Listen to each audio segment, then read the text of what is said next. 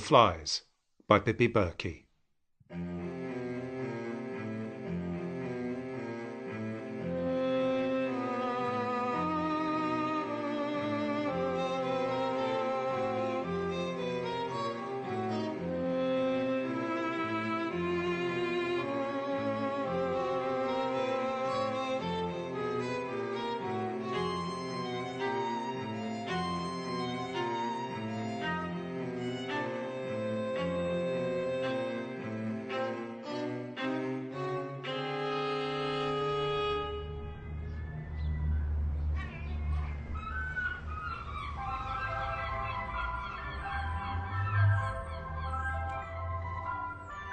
The little side street known as St. Edgar's Walk had had its ups and downs over the years, but was now firmly in the doldrums. Of the original 18 shop fronts, only 6 now remained open. The others converted into holiday lets or simply left empty. It deserved better. Could have provided an enticing little discovery for tourists visiting the seaside town. But the tourists never seemed to find it, or if they did, they preferred not to venture down it. Colin had opened his shop on St. Edgar's Walk because he'd believed what he read in the local newspaper. The council leader, an ambitious career public servant called Simon Hall, had declared the area worthy of regeneration. "Mark my words," he had told the newspaper. "St. Edgar's Walk will see revival in the coming years, and people should hurry to take out a lease on a shop right now before the rents go up." Colin had hurried. He had snatched up a failed sandwich shop and set about transforming it into something far more agreeable and perhaps even less necessary, a bookshop. He was giving the town its first bookshop in 20 years, and it felt that in doing so he was in the vanguard of the area's retail revival. As it happened, Councillor Simon Hall had been right about the rents going up, but had been very wrong about the prospects for regeneration. No amount of alluring signage seemed to be able to drag potential customers away from the bright, pedestrianised high street. If Colin felt lonely back at his flat, it was at work that he was to learn the true meaning of isolation. The bookshop was a dark place, not only because very little sunlight reached it past the crowded rooftops, but also because of its owner's sombre taste in shop furnishings. Colin had a predilection for the Dickensian, for old curiosity shops, places of dust and destiny, where customers were expected to knuckle down and hunt out any gems for themselves. The shelves were tall, most of their contents out of reach, and books often remained in the boxes in which they had arrived, piled one on top of the other and getting under your feet. His counter was a huge old office desk with a green leather surface, its drawers crammed full of bills, slips, and invoices. Often he placed book orders only to forget about them by the time they arrived, and they would sit unopened on his desk or floor with no prospect of anyone ever buying them. Perhaps, if he'd gone for something airier, something neat and charming with rows of clean new book spines on pristine shelves, then he might build up a loyal clientele. But he wouldn't have liked working in such a place, would have felt a little exposed. Colin was no fan of customers, and was as likely to sneer as he was to smile if anyone asked him for a certain title. His appearance wouldn't have endeared him anyway. Though only in his 30s, he had a decrepitude about him. His skin was sallow and his physique heavy and sagging. Assuming that the world despised him, he had got in first and despised it. A parcel arrived one day which, like many others, rang no bells for him. It was more of a thick envelope than a parcel, and it was not addressed to him by name, but to the proprietor. The envelope looked as though it had been through a lifetime of reusings. Colin took it to his desk and turned on the standard lamp. It was only 2 o'clock, but the February afternoon outside was as dimly lit as the interior of his bookshop. He pushed aside the local paper. Only moments ago he'd been reading about the council leader. "Future bright for Simon Hall," was the excessive headline above a vaunting story on Hall's ambitions for Westminster. The bookshop owner and the council leader had been at school together, and even those days Hall had been the golden one. Colin, heading nowhere. The newspaper fell to the floor as Colin struggled with the envelope. It had been stuck down well, and he needed to rummage through his drawers to locate a pair of scissors. He cut along the top edge, and as the package opened, he got the sense that it was emitting a filthy sigh. "It's only dust," he told himself. "What we have here is an antique, and with antiques, the dirtier the better." He put his nose to the cut end of the package and inhaled deeply, feeling the ancient particles swim up his nostrils. Colin placed his fingers inside the slit, took hold of a thin and frail document and pulled it out of the envelope. There it lay on the green leather surface of his desk, and he had to twist down the standard lamp to make it out properly. It was nothing. Junk. An old periodical in tatters. He guessed at once from the typeface and quality of paper that it was at least 100 years old. Even if its age had made it noteworthy, the state of it rendered it without value. It was a mess. The front page was so lacerated and worm-eaten that Colin couldn't even make out its title. Once upon a time there had been advertisements and announcements on its front page, but the ink had leached so catastrophically that the words were impossible to decipher. Another hunt around a drawer brought forth a pair of tweezers. With these he took hold of the fragile front cover and gently lifted it in an attempt to turn the page. The cover didn't fall to pieces as he thought it might, but as it landed on his desk, the most extraordinary event occurred. A cloud of flies was instantly released from inside the document. Hundreds of tiny black motes took to the air in front of his astonished eyes. He stepped backward in horror, dropping the tweezers and placing his hands over his face. The flies swarmed around him, and he felt several of them career against his knuckles as they buzzed about in a frenzy. At last, the whirring subsided, and when he removed his hands, they were gone. He'd never come across anything like it. They must have been living in the enclosed safety of this untouched paper for years, breeding in it and feeding off it, because there was a sizable colony of them. And as he looked down at the tattered periodical, he noticed that there was next to nothing of it left. It was as though the words on the page had taken flight and left nothing substantial behind. He pushed the waste bin to the edge of his desk, and with his arm he swept the whole sorry lot into it. Colin rarely felt like going home. Often stayed behind after closing time, finding menial tasks to keep himself occupied late into the evening. On this night, agitated still after the incident of the flies, he put up the close sign and settled himself under the arc of the light spinning from the desk lamp and examined his sales ledger. Not a single soul had entered his shop during the day. It was the first time that this had happened. And it made no sales on the internet. The bleakness of his situation filled him with a mixture of weariness and anger. The pain of failure was intense.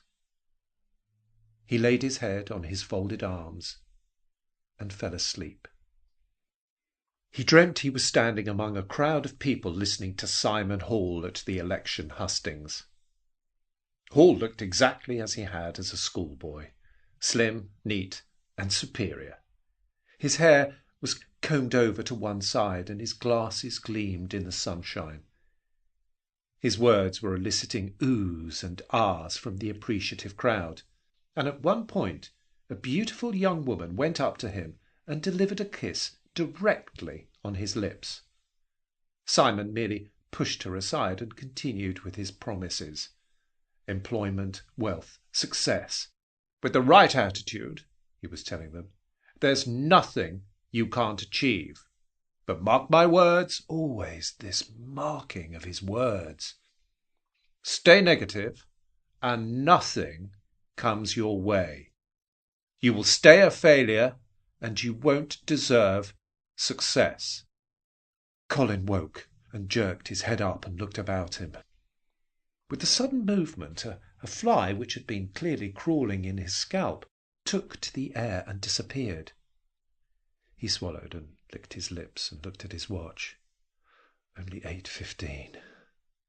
His sleeping hours were all upside down these days. Most people were finishing up their suppers right now. Yet he would most likely stay awake until 3 in the morning. His head itched, and he pressed the pad of a finger in the place where the fly had been exploring his head. When he inspected it, he saw black powder, gritty, like printer's ink. The anger and the despair came flooding back, and with it irritation. These flies seemed to be everywhere now, ugly little bad-tempered blots, skittering around the shop shelves. 3 landed in front of him on the desk top and loitered about before his eyes. They were tiny, but not so microscopic that he couldn't make out their silhouette in the lamplight. These creatures were not fly-shaped at all, but oddly angular and jagged, as though they were constructed out of badly sawn planks. Keeping his eyes on the bizarre trio, he reached down and opened a drawer, feeling about for his magnifying glass, gently, so as not to disturb his unpleasant visitors. He placed the glass to his eye and observed. Could it really be true? Was he really seeing what he thought he was seeing? Upon the back of each fly was what appeared to be a sign, standing upright, like an advertising hoarding framed in black. The minute boards were crudely stuck onto the tiny bearers' backs. His eyes widening, his heart beating, Colin thought he could even make out markings on the signs. He shuddered as the flies crisscrossed the area of desk directly under his nose, but moved in closer to get an even better look. He squinted and peered and concentrated, and eventually he realized that each placard bore a word. He spoke them out loud. Wins. Hate. Beautiful. He then sat back and rubbed his eyes. He did this because he thought it might wake him from his dream.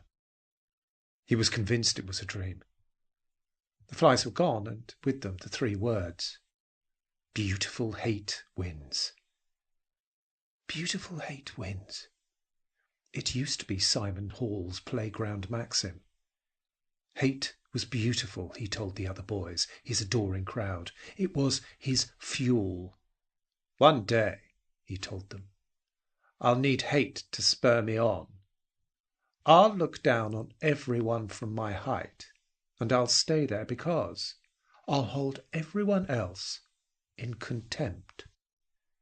Soon, thought Colin, soon Simon Hall would be at his height. Soon he would be elected, and then he'd be given a ministerial post, and then a department, and then... And in the meantime, Colin, his old friend, one of the adoring boys in the crowd, would be rotting in this scrap-heap town, a failure, a nobody. And yet he felt this hate too. He'd always felt it. But he'd never known until now that he could also use it to his advantage. He leapt with a sudden sensation that something was stalking around on his head. Then a sharp, stinging pain. His hand shot up to the spot, but whatever it was gone. Gone, Colin felt, with the incipient sickness inside his skin. I can make use of hate, Colin thought lightly to himself as he opened a packet of biscuits and removed the ring pull from the can of beer. It can work for everyone, you know, Mr. Simon Hall, Mr. Prospective Parliamentary Candidate.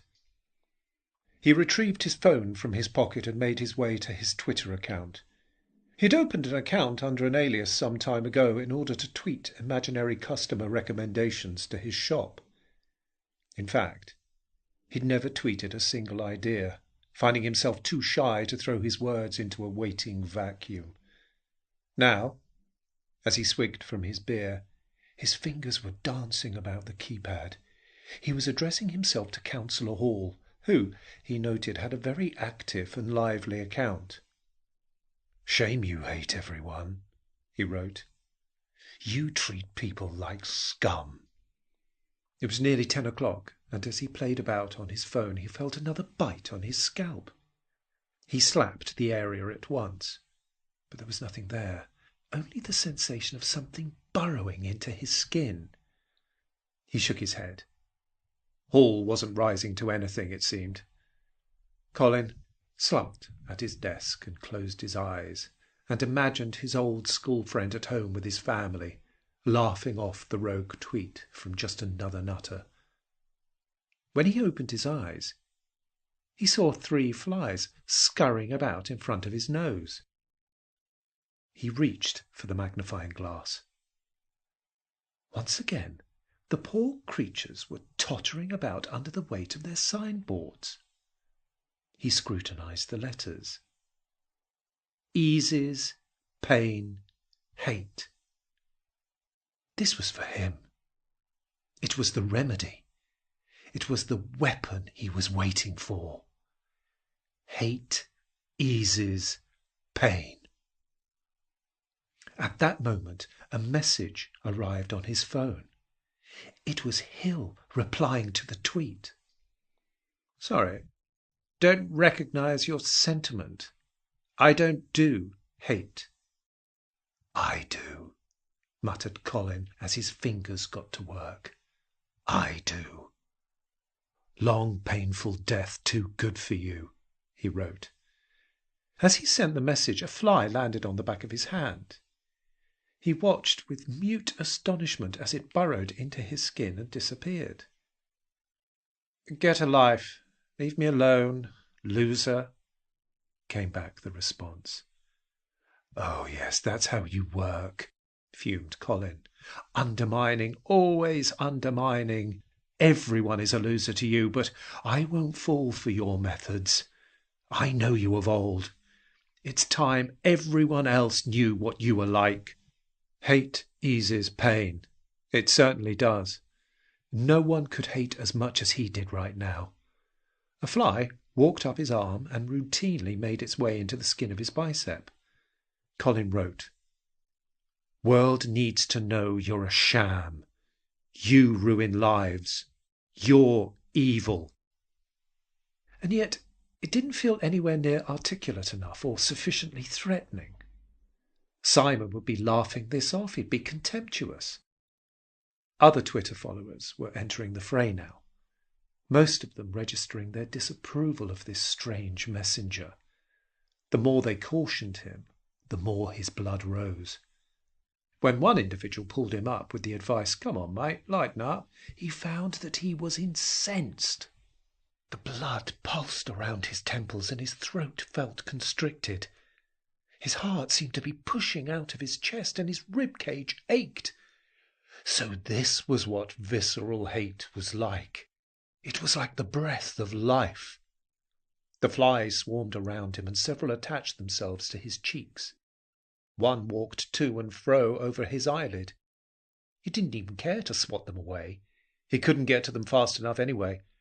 By the time his palm came down hard on a fly, it had already made its subcutaneous journey with alarming speed and ease. No one was responding to him, and that only pushed him further. He couldn't get an image of Hall out of his head. He saw a teacher telling the class that young Hall was exemplary, that he had a vocation for doing good, that he would go far. And Hall, with a half-smile smothered in modesty, had leant across to his classmate Colin and whispered, "I'll go a lot further than that, fat loser." Colin would not be the next fat loser in Hall's gallery. He watched 3 flies troop across his desk in a neat line and leant down with the magnifying glass to inspect their tiny advertisements. The words were in order this time. They bobbed across his vision and he read them out loud. Fear will win. Colin was in his stride now, but physically faltering too. As that eagerness to inflict pain coursed through him, so his breath struggled. Unfit, overweight, highly strung, the bookshop owner often had to hide his flighty emotion from his customers. This evening, alone in his closed shop, the dark, wintry street outside, as lonely as the outer reaches of the universe, he bounced between elation and stress. Those flies were driving him insane. If they weren't gathering in clumps around his face, then they were burrowing into exposed patches of his skin. And their number seemed to be growing and filling the shop. He had the impression that there was something whirring about in his head. He gave himself a shake and felt tiny lumps careering against the inside of his skull. The shock of the sensation made him cry out loud and claw at his face. But he wasn't going to let this moment pass. 1,000,000 flies couldn't distract him now. Colin took up his phone, and this time addressed himself directly to Hall with a 1-to-1 message. "I'll kill you before the night is out." Councillor Colin Hall guessed who was sending the threats. He never forgot anyone, and there was enough clues in Colin's vicious messages to give the sender away. Hall happened to be dining with the county's chief constable that night, and the 2 men, incensed by what they read and a little emboldened by their champagne supper, decided to go and deal with Colin themselves. They visited his flat, but finding it unoccupied, took a chance on his shop. There was a dim light still on inside the premises, and what seemed to be a very dense, shifting fog obscured the shop window. The chief constable peered up and down the death-still street and wondered who would be fool enough to try and run a business on it. He moved closer to the shop window and tried to make out what was going on, and thought he saw a figure drunkenly tottering about inside. "There's someone there," he told Hall, gesturing for him to come and have a look. But Hall was so impatient, wanted his confrontation at once. He banged on the shop door. "We know you're there," he called. "Come out and explain yourself." There was no doubt that someone was inside the shop. They heard a crashing sound as furniture was knocked over, and a muted, distracted sobbing. Hall thumped impatiently on the door and insisted that somebody open it. "He's coming out," exclaimed the chief constable, and pulled Hall aside just as the shop door opened. What they saw was beyond their capacity to understand. It was shocking, outlandish. The bookshop owner, his face bloated, his skin grey and veined, staggered towards them, his body moving in shuddering jerks as though powered from inside by a dying motor.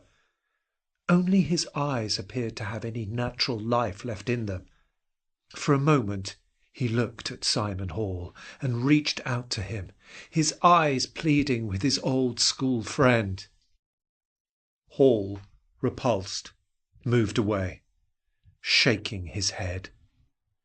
Colin's limp feet carried him another few stumbling steps, and then the light seemed to close off behind his eyes and was replaced by a swarming darkness. He collapsed where he stood, crumpled as though there was nothing to hold him up inside. And as he hit the ground, his entire body disintegrated into what seemed like, it couldn't be, a thick mass of flies. The 2 men were speechless with the horror of the transformation. The furious creatures pulsed around them in a frenzy, before swirling into the darkness of the street and disappearing out of sight. The chief constable tried and failed to find Colin, unable to grasp what he'd just witnessed. He looked up at last and saw Simon Hall examining intently the back of his right hand. "You all right?" he wanted to know. But Hall couldn't answer. Standing beneath a dim street light, he was staring dumbly at the spot on his hand where a moment ago a strange, jagged insect had arrived and instantly burrowed itself into his flesh.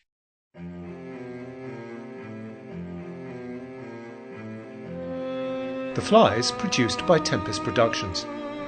Written by Vivi Berkey. Read by Mark Lingwood. Music composed by Timothy Bond. Studio production Francis Webber.